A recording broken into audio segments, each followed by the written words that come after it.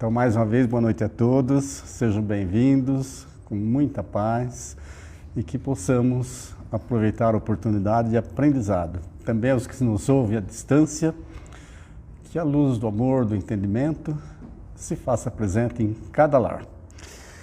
E vamos para a leitura das psicografias.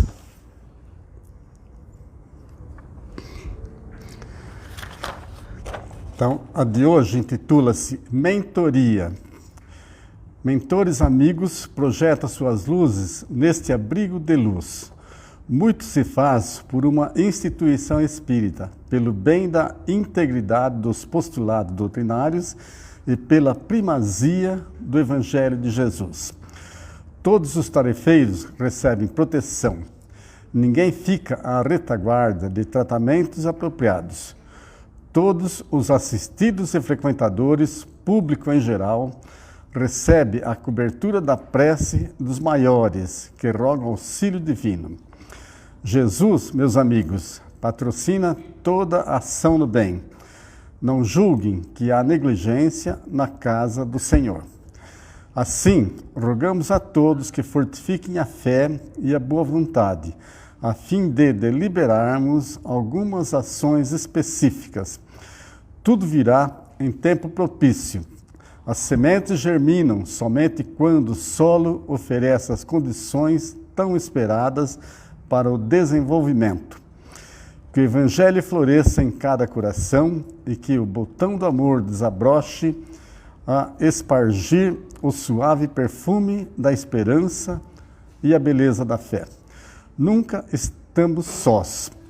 É o que deseja a equipe espiritual deste núcleo. Esta mensagem foi recebida aqui na casa no dia 23 de julho deste ano, 22.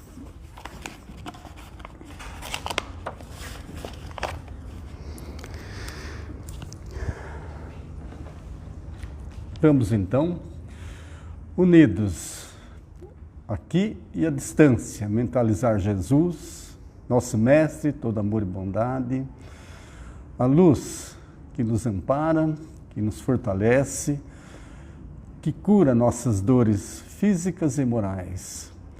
Mentalizemos também o mentor desta casa, nosso irmão maior, João de Deus, pedindo por todas as tarefas desta noite, por todos que aqui estejam e os que estão à distância também. E com a prece que nos foi ensinada pelo Mestre, mentalizando cada palavra, cada frase, nos elevemos ao Pai Criador. Pai nosso que estais nos céus, santificado seja o vosso nome, venha a nós o vosso reino, seja feita a vossa vontade, assim na terra como no céu. O pão nosso de cada dia nos dai hoje, e perdoa nossas ofensas, assim como perdoarmos a quem nos tenha ofendido. E não nos deixeis cair em tentação, mas livra-nos de todo o mal. Que assim seja, com a graça de Deus. E nesta noite teremos a bênção, o privilégio de ouvir nosso companheiro da casa, Estevão, que estará então com vocês, trazendo o conteúdo do Evangelho desta noite.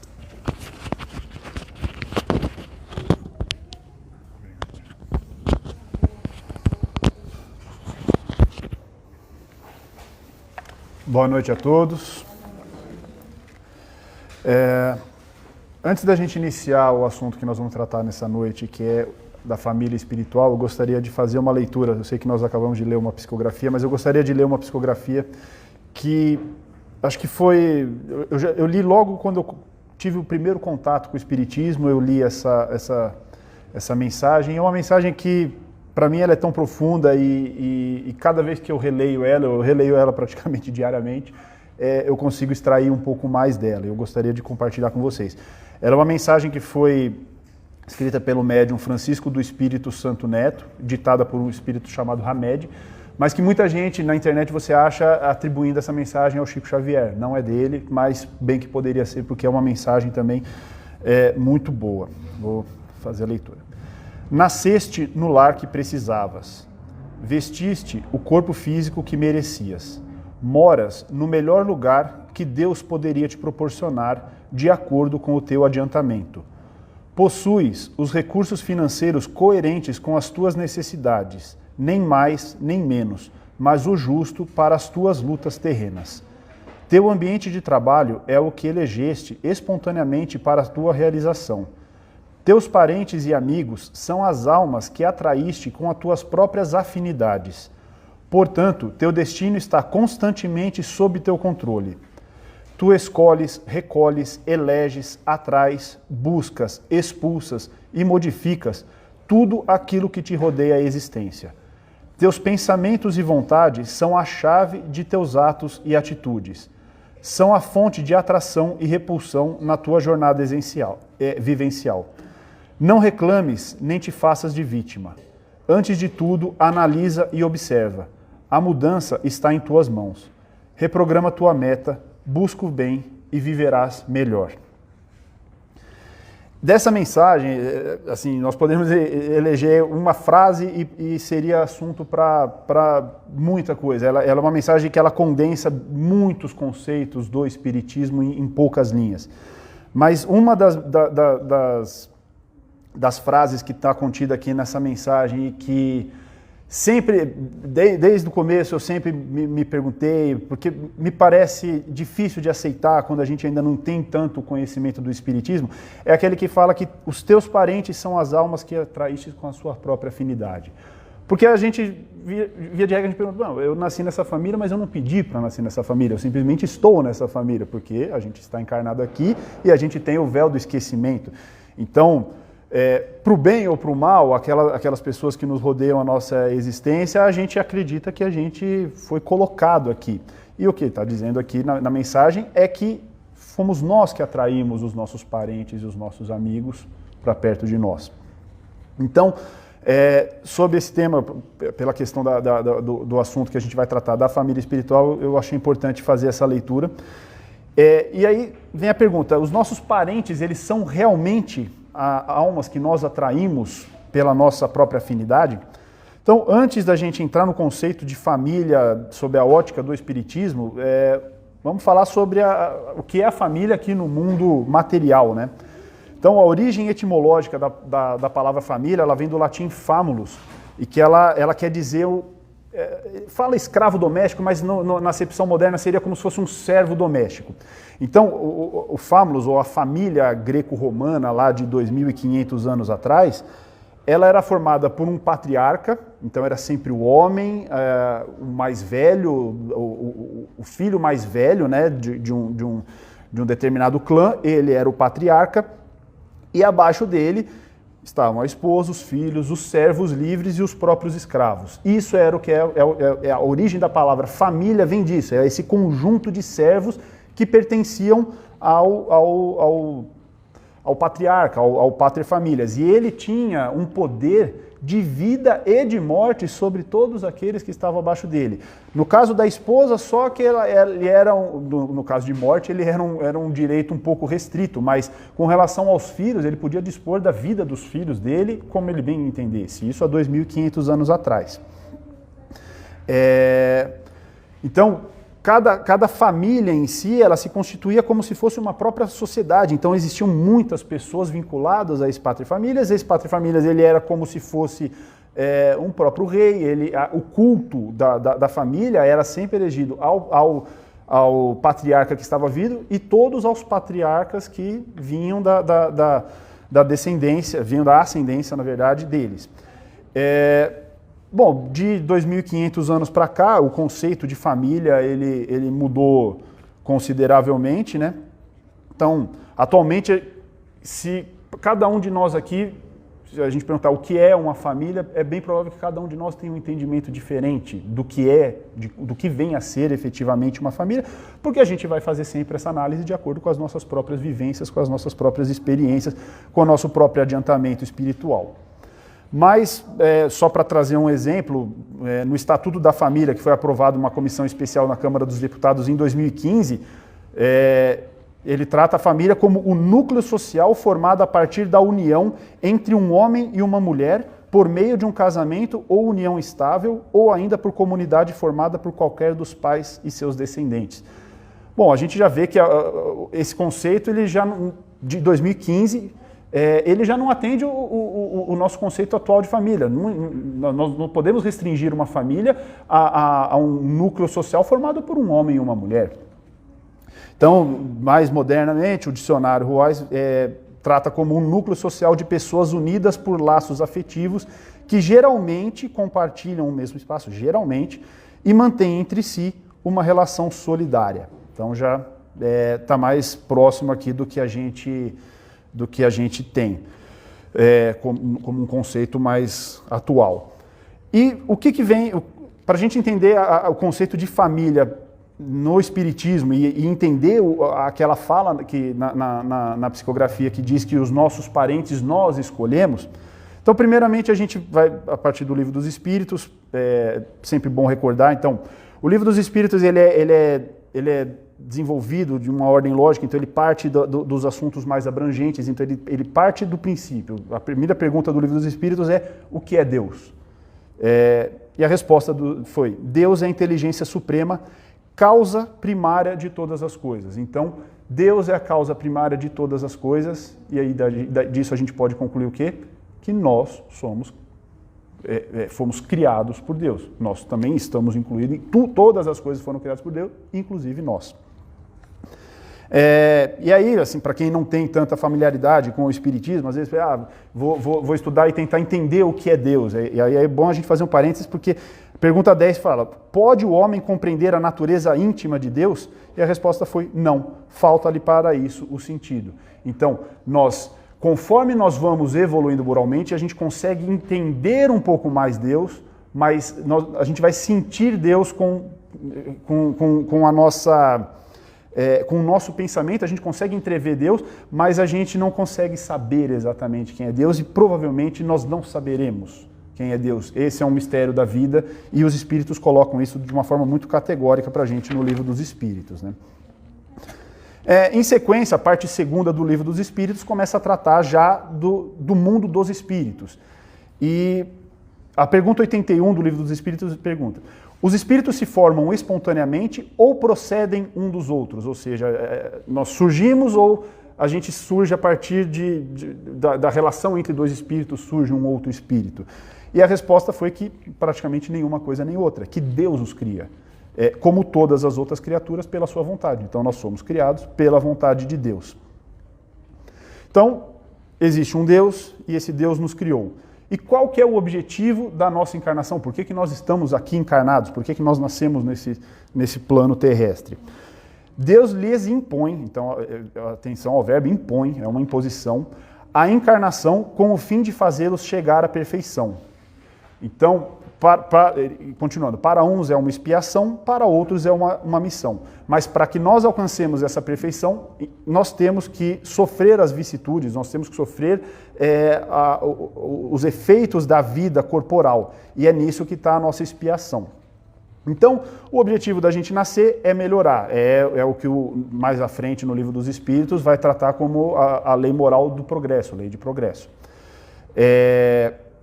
Então nós somos espíritos, nós somos criados por Deus, nós somos criados simples e ignorantes e nós vamos, numa marcha evolutiva, chegar à perfeição, que é o máximo da felicidade que nós, enquanto seres criados por Deus, poderemos chegar.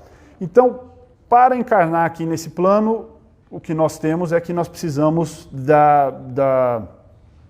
dos genes masculinos e femininos, dos gametas, para que a gente consiga gerar uma vida corporal. E aí, a pergunta 203 do Livro dos Espíritos, e aí sim já começa a tratar do que é a família, pergunta-se: transmitem os pais aos filhos uma parcela de suas almas ou se limitam a lhes dar a vida animal, a que, mais tarde, outra alma vem adicionar a vida moral? Então, quando um homem e uma mulher geram uma vida, a pergunta é: uma parte do espírito do pai e da mãe, ele vai compor o espírito do filho? E a resposta é não. Os pais, eles apenas têm o papel de no caso da concepção, de gerar a vida animal, a vida da matéria. Gerar o corpo que vai ser habitado por um espírito, mas o espírito ele já existia, ele foi criado por Deus, ele não foi criado pelos pais. E aí, nesse ponto é interessante a gente mencionar o que diz o Evangelho segundo o Espiritismo, o item 8. Ele fala o seguinte, que os laços de sangue não criam forçosamente os liames entre os espíritos. Os liames seriam a relação que existem entre os espíritos, as ligações afetivas que existem entre os espíritos. Ele diz que não são os laços de sangue. O corpo, ele procede do corpo, mas o espírito não procede do espírito, porque o espírito já existia antes da formação do corpo. E aí eu sou pai, eu vejo muita relação, eles chamam de parecência, né, no Livro dos Espíritos. Então, eu vejo muita parecência minha com os meus filhos, eu vejo muita... nós somos parecidos fisicamente, isso todos nós podemos constatar na vida, né? E aí a pergunta 207 pergunta, frequentemente os pais transmitem os filhos a parecência física, transmitirão também alguma parecência moral? Ou seja, nós somos espíritos, tudo bem, nós só estamos gerando um corpo, mas a gente também encaminha ali para o filho que vai nascer algum traço do nosso próprio espírito para formar o espírito dele? E a resposta foi não. Porque são diferentes as almas e os espíritos uns dos outros. Então, o espírito dos filhos não tem uma relação direta de algum caractere do espírito dos pais. A resposta, mais uma vez, igual no Evangelho, o corpo deriva do corpo, mas o espírito, ele não procede do espírito. Entre os descendentes das raças, há apenas a consanguinidade, ou seja, os laços de sangue, matéria, e não de espírito. E aí, mas tudo bem, fisicamente meus filhos parecem comigo, mas moralmente, em vários aspectos, eu vejo também semelhanças. Mesmo de quando eles nasceram, de quando eles ainda eram pequenos, eu percebia que eles já vieram com alguns caracteres que são parecidos com os meus. Então, como que pode isso? Se é só a questão do corpo, como é que podem espíritos que são totalmente diferentes terem algum tipo de parecência moral? E aí foi a continuidade da pergunta 207, ele fala, de onde se originam essas parecências morais que costuma haver entre pais e filhos? E aí a resposta é que uns e outros são espíritos simpáticos, que existem simpatia entre esses espíritos, e que reciprocamente se atraíram pela analogia dos pendores, pela analogia dos interesses. Então, o que acontece, como diz lá na psicografia, a nossa descendência, a família em que a gente nasce, via de regra, é uma escolha nossa, enquanto nós estamos no plano espiritual, a partir das nossas afinidades. E aí a gente entra na questão do próprio planejamento reencarnatório. Então, nós somos espíritos que temos uma missão de evoluir até chegar à nossa perfeição, a máxima perfeição possível, a máxima felicidade. Para isso, nós temos que passar pelo quê? Pelas encarnações, é a partir das provas da carne que o espírito vai evoluindo. E existe todo um planejamento, porque senão seria como acreditar que Deus não fosse um bom administrador. É óbvio que o planejamento reencarnatório ele é feito da maneira para que se aproveite ao máximo possível as possibilidades de cada um dos espíritos que vão encarnar e para que as provas possam ser possíveis e a evolução moral também possa ser possível. E aí a pergunta 258 trata dessa questão desse planejamento. Ele fala, quando na erraticidade, antes de começar uma nova existência corporal, tem o espírito uma consciência e uma previsão do que lhe sucederá no curso da vida terrena, ou seja, enquanto nós estamos lá na vida espiritual, nos preparando para uma nova encarnação, nós temos noção, nós temos uma consciência, uma previsão do que vai acontecer, ou seja, nós inclusive da própria família em que nós vamos nascer, e a resposta é, ele próprio escolhe o gênero de provas porque há de passar, e nisso consiste o seu livre-arbítrio. Então, quando a gente pensa assim, eu não pedi para nascer nessa família, eu diria, na verdade, um palestrante muito bom, o Simão Pedro, numa palestra dele, fala, não é questão de pedir, às vezes você implorou para nascer nessa família. Pode parecer que não, mas às vezes você implorou, você pediu com muita vontade e foi concedido. Então, o Evangelho segundo o Espiritismo, no capítulo 14, item 8, ele trata dos dois conceitos do que é a família, das diferenças, né, dos conceitos do que é a família material e da família espiritual. Eu vou ler essa parte que é muito interessante. Os que encarnam numa família, sobretudo como parentes próximos, são, as mais das vezes, espíritos simpáticos, ligados por anteriores relações que se expressam por uma afeição recíproca na vida terrena. Mas também pode acontecer sejam completamente estranhos uns aos outros esses espíritos, afastados entre si por antipatias igualmente anteriores, que se traduzem na Terra por um mútuo antagonismo. Que aí lhe serve de provação.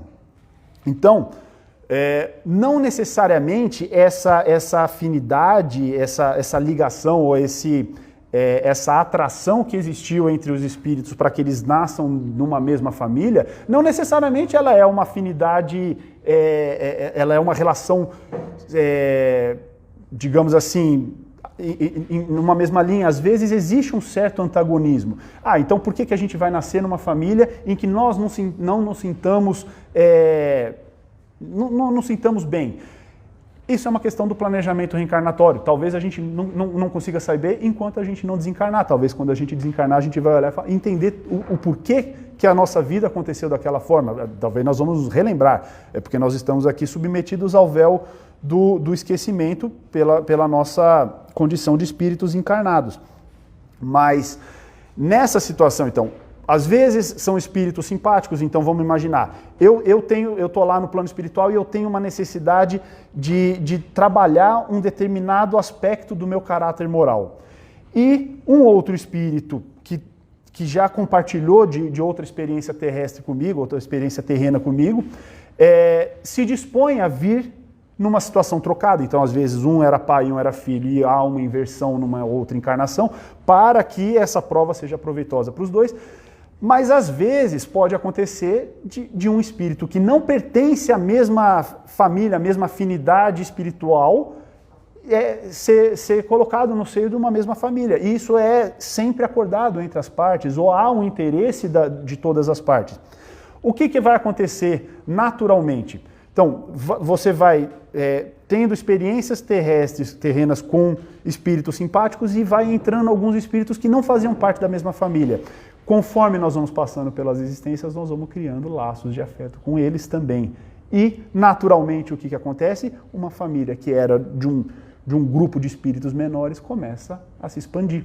Então, a evolução, aquela noção da família, do pater familias, ali do mundo romano, de 2.500 anos atrás, o conceito de família evoluiu, mas porque nós, enquanto seres, também evoluímos de lá para cá. Hoje nós conseguimos enxergar uma relação, uma relação de muito mais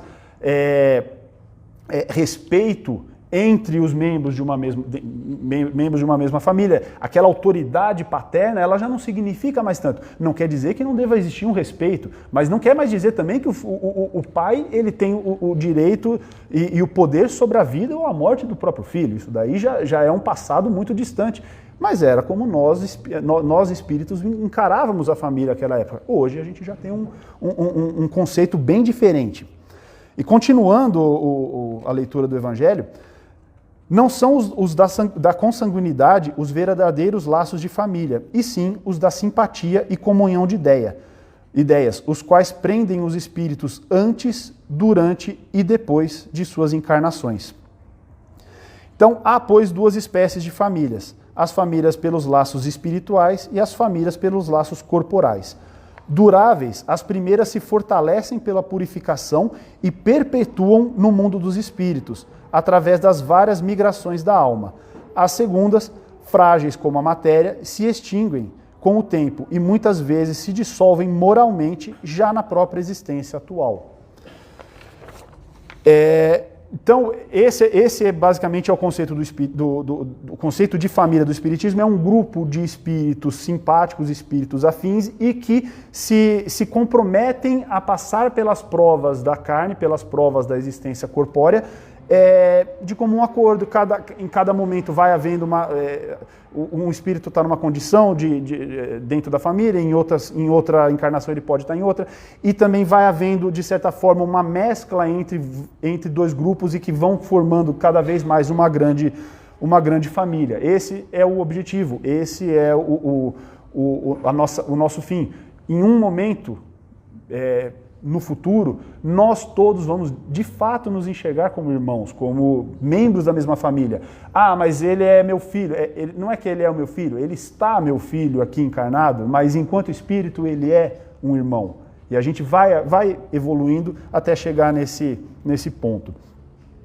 Mas esse conceito de família que é apresentado pelo Espiritismo e que só é possível a partir das múltiplas existências, só é possível você imaginar a família por essa ótica a partir do momento que você entende o princípio, o dogma da reencarnação. Se você acreditar que a vida é uma só, uma vida encarnada só, esse conceito de laço de família vai por água abaixo.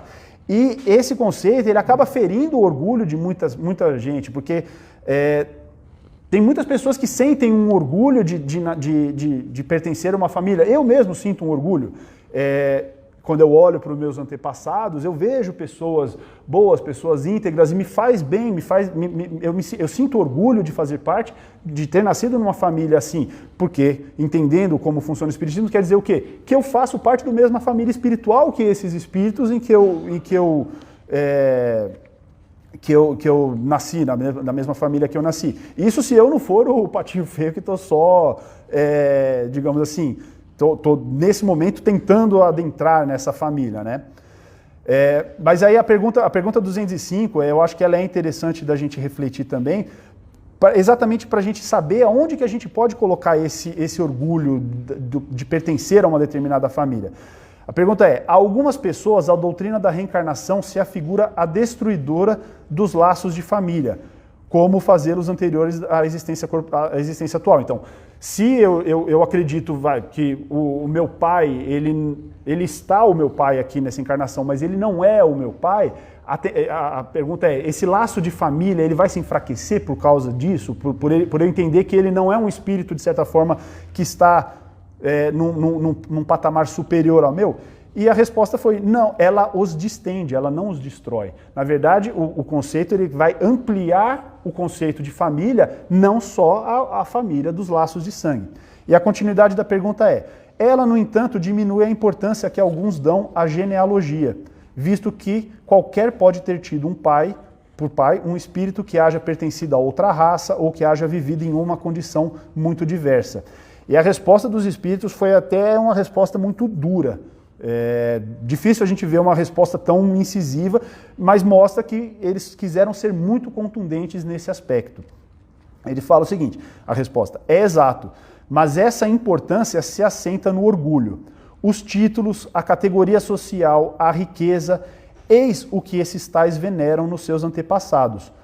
Um que coraria de contar como ascendente um honrado sapateiro, se orgulharia de descender de um homem rico, mas moralmente inferior. Aqui vem o puxão de orelha. Digam, porém, o que quiserem ou façam o que quiserem, não obstarão a que as coisas sejam como são, que não foi consultando-lhes a vaidade que Deus formulou as leis da natureza. Ou seja, Deus não formulou as leis da natureza ouvindo a nossa própria vaidade. As coisas são realmente dessa forma. Então a gente pensa, então o laço familiar, o lar ali, ele perde a importância com esse conceito do espiritismo, uma vez que de certa forma nós somos uma grande família universal. Nós aqui, inclusive estamos reunidos aqui, nós podemos dizer que nós somos de uma família espiritual. Nós temos, apesar de não termos nascido no mesmo lar, provavelmente nós fazemos parte de um grande grupo. Uma cidade é um grupo de espíritos afins, um país é um grupo de espíritos afins, são famílias e isso vai crescendo em ordem de grandeza. E a pergunta foi, para esclarecer essa questão, no livro O Consolador, Emmanuel foi perguntado: qual a melhor escola de preparação das almas reencarnadas na Terra? E a resposta de Emmanuel foi: a melhor escola ainda é o lar. mas percebam que ele responde, ainda é o lar, porque um dia não vai mais ser. Um dia nós não vamos mais precisar nos reunir na forma de família como nós nos reunimos. Por quê? Porque nós entenderemos que nós fazemos parte de uma grande família, a família universal. E Jesus nos disse isso. Quando ele nos diz lá em Mateus 10:37, ele fala, aquele que ama a seu pai e a sua mãe mais do que a mim, de mim não é digno. Aquele que ama a seu filho ou a sua filha mais do que a mim, de mim não é digno. Jesus não estava pedindo para que nós amássemos mais a Ele do que aos nossos filhos. Ele só estava pedindo para que nós não amássemos Ele menos do que os nossos filhos. Por quê? Porque Jesus ama todos nós de forma igual. Os pais dele, enquanto encarnado, ele amava os pais, ele amava os irmãos, ele amava os discípulos, os apóstolos, ele amava nós, ele ama nós todos da mesma forma. Então, o objetivo nosso, enquanto espíritos em processo de evolução, é um dia chegar a esse ponto, de amar a todos indistintamente, independente dos laços de sangue. Então, provavelmente, o dia que o planeta Terra, ou talvez em um outro mundo mais evoluído, que nós evoluiremos a ponto de não precisarmos mais desses laços de sangue para que a gente consiga desenvolver o amor que Cristo nos ensinou. Essa era a reflexão que eu tinha para trazer para vocês. Amanhã é Dia dos Pais. Desejo a todos os pais aqui presentes, a todos os pais desencarnados, um ótimo dia. Aqueles que se encontram longe de seus pais, que possam emitir bons pensamentos, boas preces para eles. Agradecer de fato pela oportunidade, entendendo que os pais são tão imperfeitos quanto os filhos. Muitas vezes os filhos são mais evoluídos do que os pais, frequentemente isso acontece. Eu na minha própria casa eu tenho essa sensação. Eu me sinto, na verdade, me coloco... humildemente eu me coloco às vezes na condição do servo lá, então eu inverto a situação, eu penso que eu sou o servo dos meus filhos, porque eu é que tenho que me doar ao máximo para que eles possam evoluir. Esse é o princípio da lei de progresso, esse é o princípio da lei de sociedade, que são dois princípios que estão no Livro dos Espíritos, um na sequência do outro, e não é por acaso. Muito obrigado a todos, uma boa noite.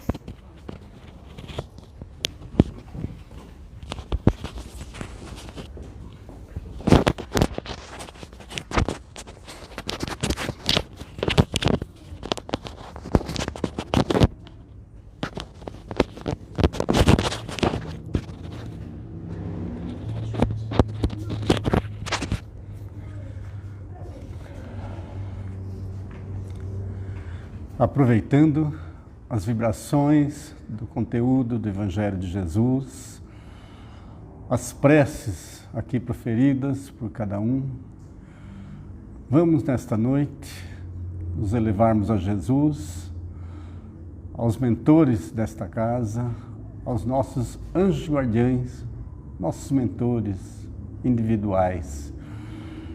E vamos primeiramente lembrar daqueles irmãos à distância que sofrem em seus lares ou em leitos de hospitais, e peçamos a Jesus, a essa pleiade de espíritos benfeitores, que levem nossas vibrações, nossa dosagem de amor para aqueles que necessitem, os que mais sofrem, os que mais vacilem com a perda da fé, com a revolta. Que as bênçãos de Jesus e a assistência dos benfeitores possam envolvê-los, consolá-los e inspirá-los para que se harmonizem e sigam o melhor caminho conforme as bênçãos da espiritualidade. E lembremos agora de elevar nossas vibrações, nosso desejo para que todos os pais, em que o dia é comemorado amanhã, possa estar recebendo essas bênçãos, possa estar em seus lares, construindo os caminhos redentores para seus familiares e para si próprio. Então mentalizemos Jesus, a espiritualidade, envolvendo, abençoando cada lar e cada pai, que nesses lares tem o seu papel de auxiliar a esses filhos, de equilibrar esse lar. Também pedimos por nós mesmos, pela nossa saúde e nossa paz, que possamos seguir juntos com Jesus rumo à construção da grande família universal pregada pelo Mestre, pela espiritualidade superior. E pedimos agora pelas tarefas que prosseguem, os passes, pedindo que estejamos com fé para receber as dádivas do alto, conforme a necessidade de cada um de nós. Esteja conosco, benfeitores, agora e sempre. Graças a Deus.